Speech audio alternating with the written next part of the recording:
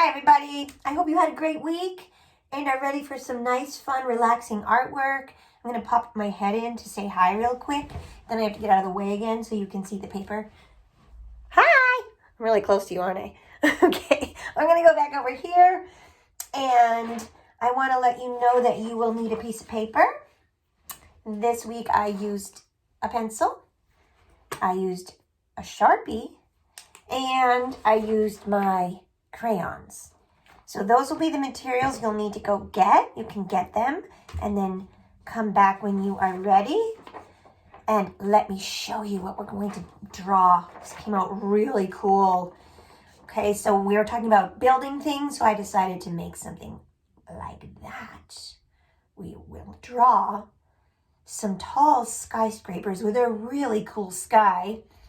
And if you look at the buildings, it looks like we can see more than one side of them. They're not, so we're going to call these three-dimensional buildings where we can see more than one side. So let me show you how I was able to do that. You will be so surprised at how easy it is. We're just going to go here. I will just use my Sharpie so that you can see what I'm doing, but you can use your pencil first if you think that is a better idea for you. Okay, so what you can't tell by looking at this is I started literally with a straight line, and then I turned it into an arrow. And then I did it again, but I don't want all my buildings to be the same exact size. So I chose a different size arrow. Did it again. I decided to make this one tall.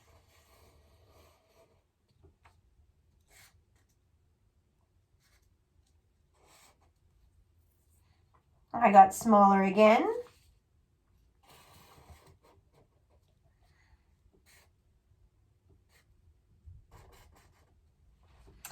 And it looks like on this one, I was able to make 1, 2, 3, 4, 5, 6 buildings. I'm not going to fit 6 of them on this one. If you have space, you can do additional buildings. I'm only going to be able to fit 5 this time. Okay. Then all I needed to do to finish the buildings was where I made each arrow. Straight line down, straight line down.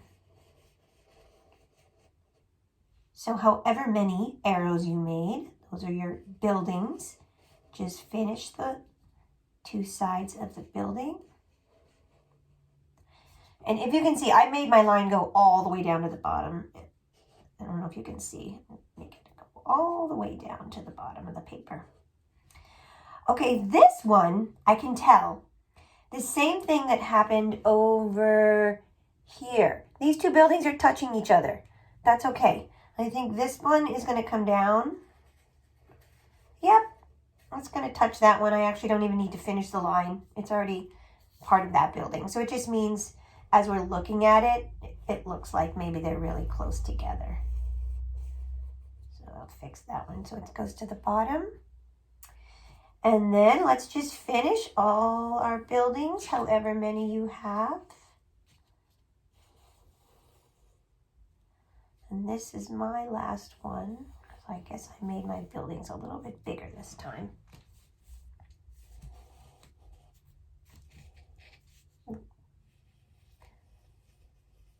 It's a little harder to do it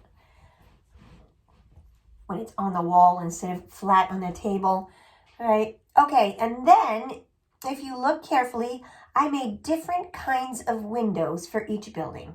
So on the first one, I just chose to make 2 rectangles on this side of the building. And then I made 3 rectangles on this side and I put them in a different spot.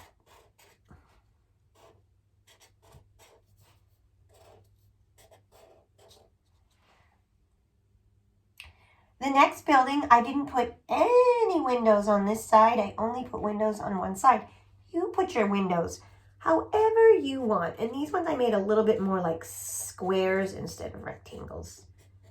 There's no rules about the windows. You put the windows where you want, however many you want. I fit 5 small ones on that side. So my next building, I decided to leave, instead of putting the windows on this side like I did here on the left, this time I left the left side blank and I put them all on the right. And I made these ones more like long, skinny rectangles.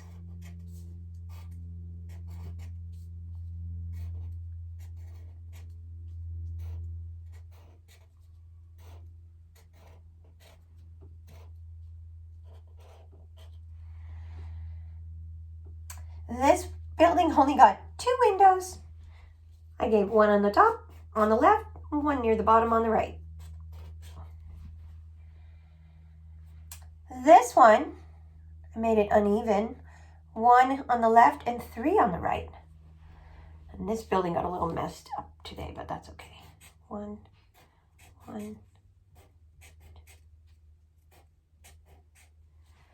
I don't have a 6th building on this one.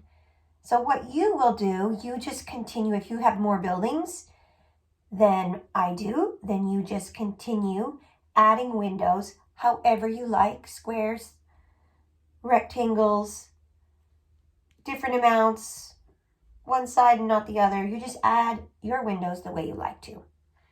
And then I wanted to make something kind of artistic and cool in the sky. So I just created a circle, and then I just kept making circles around it. But do you see, after the 3rd circle, so I had 1, 2, 3. When I got to the 4th one, I wasn't able to make a complete circle because I ran out of space at the top of the paper. That was kind of on purpose. I knew that was going to happen. So I just did the circle, and then when I got to a building, I jumped over the building, continued the circle, and kept going. So that happened for the last 3 circles.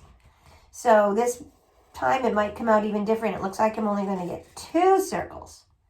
And then I'm going to start to hit a building.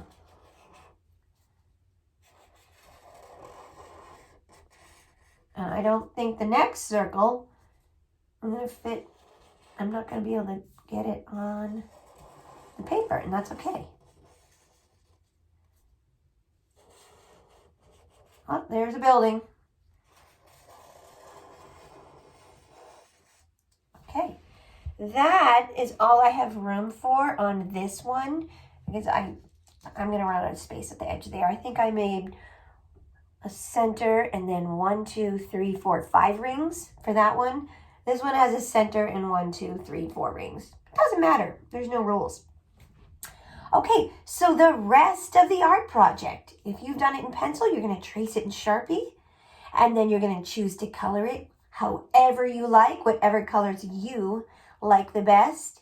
I hope you enjoy finishing this city and enjoy your weekend. Okay, thanks for joining me.